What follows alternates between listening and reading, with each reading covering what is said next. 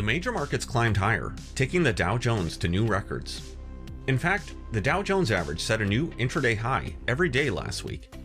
In the end, the index closed 4.07% higher, outpacing the rest of the major markets. But there were even greater gains within the style boxes.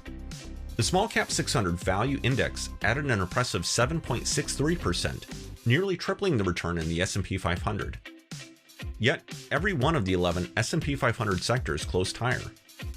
The greatest gains were in consumer discretionary and real estate, with the former barely eking out to be the top performer for the week.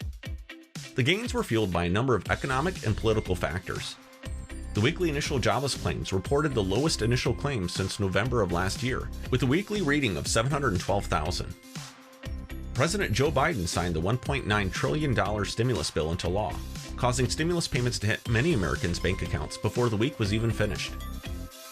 On Friday, the University of Michigan Consumer Sentiment Index reported a significant uptick in sentiment, with a reading of 83, far surpassing the previous rating of 76.8. This marks the highest sentiment reading since March of last year, when the World Health Organization finally classified the coronavirus as a global pandemic. Finally, in interest rate news, the 10-year added another 8 basis points to its yield as of Friday. The continued rise in interest rates pulled on the bond indices.